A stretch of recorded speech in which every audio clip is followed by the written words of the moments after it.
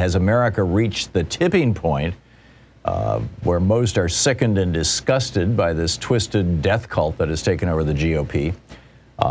Frankly, I think the current Republican Party is unsustainable. The public is getting exhausted and increasingly sickened by Republicans who appear to be devoid of any principles. I'm going to dig into that in just a moment. Also, what's behind the book ban frenzy on the right wing? Hint, it's not a grassroots effort. Seriously, this is insane. I'll share that with you. In our second hour, I want to get into Pramila Jayapal. She has she's not going to drop by the program, but as she has many times in the past. But just an FYI, she's got 120 sponsors on her Medicare for All bill. I'll give you the details on that in the second hour. And also, who's behind the curtain paying off the Stop the Steal guys, the people who helped organize the January 6th riot? We'll get into that in the second hour. And in our third hour, geeky science. Do scientists now know how long COVID happens? And, basically whatever your thoughts are relating to partisan politics in this political election year. Are the Republicans imploding? Are they going to make a resurgence? Are they going to take the House and Senate? Is this the end of the Republic? Or are the Democrats really well positioned? Do they have a really good chance of doing very, very well this year? I could build a case for most of those, but let's start at the beginning, with the op-ed over at HartmannReport.com this morning. It's, has America reached the tipping point where most are sickened and disgusted by the twisted GOP death cult, is the title.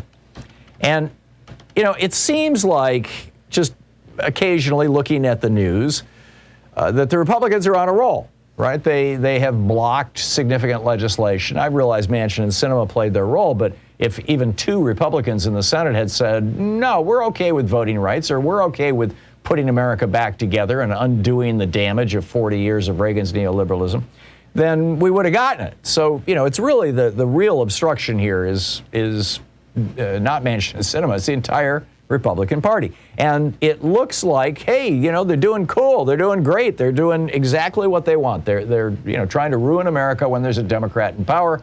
And of course, when they get in power, lower taxes on rich people and corporations and eliminate regulations on polluting industries. Now, this is their principal shtick. This is 90% of what they do. But the cracks are starting to appear. I think one of the big cracks was yesterday in the Wall Street Journal, where the opinion editors, the opinion page editors, this is the editorial board, literally the voice of the Wall Street Journal, published an op-ed in which they said, and I quote, "The United States desperately needs a Republican Party that is a sane alternative to the ruling Democrats who have lurched to the coercive left. On that score, Americans should welcome Mike Pence's stand Friday for constitutional principle on elections, no matter its political cost." Now, Fox is going to continue, which is also owned by billionaire Murdoch.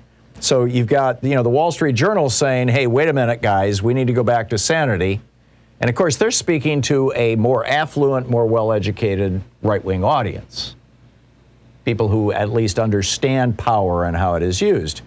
Fox, on the other hand, with an average audience age of 70 or 71, and, basically speaking to the base, the people that, the wealthy donors in the Republican Party refer to as the rubes, the people John Adams used to refer to as the rabble.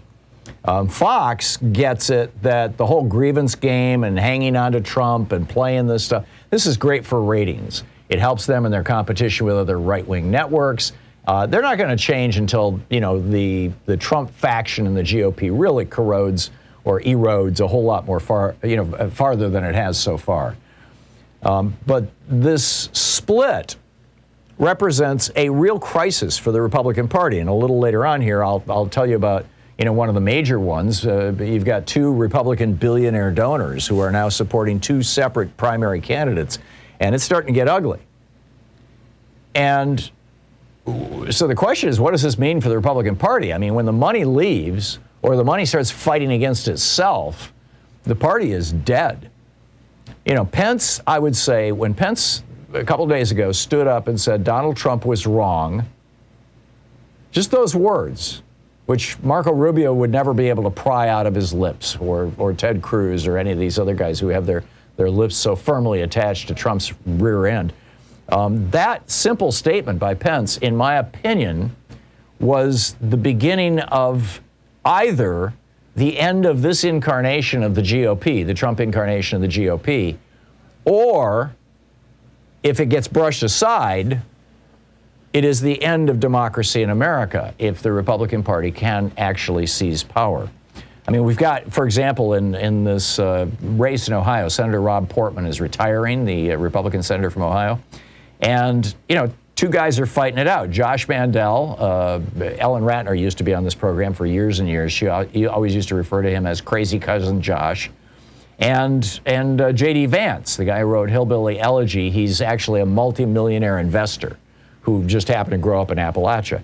And Vance is like crashing in the polls because a wealthy investor is backing, actually, Club for Growth and USA Freedom Fund, these are groups that are aligned with historically with the Koch brothers, are funding a $2 million TV cam trashing Josh Mandel and, you know, quoting him as an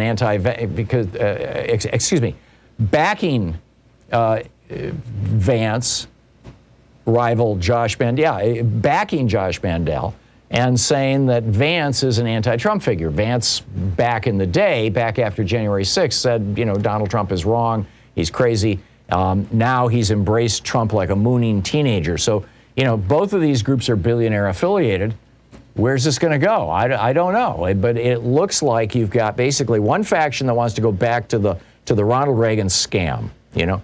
Cut taxes for rich people, deregulate polluting industries, and talk about mourning in America.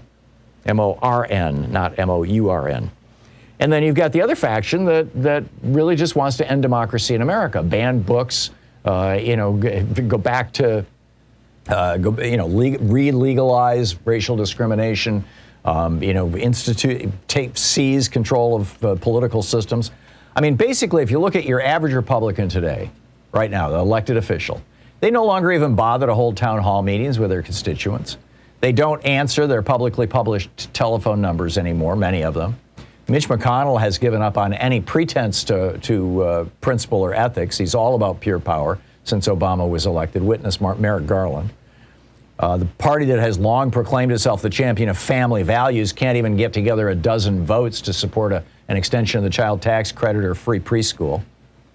The party of morality that spent 3 years trying to tear down Bill Clinton for getting a BJ from a consenting adult no longer even bothers to mention Trump's 20-plus rape and sexual assault charges.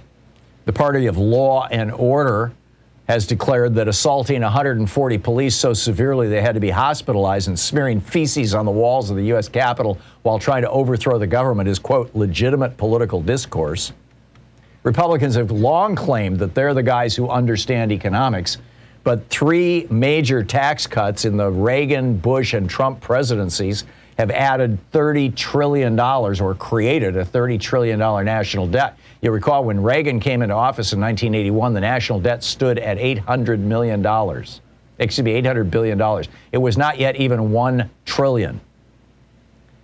This whole party that used to, you know, that got the Pledge of Allegiance on the, you know, in our schools and as our national, you know, got under God into the Pledge of Allegiance, one nation under God, is openly embracing racist attacks on teaching black history.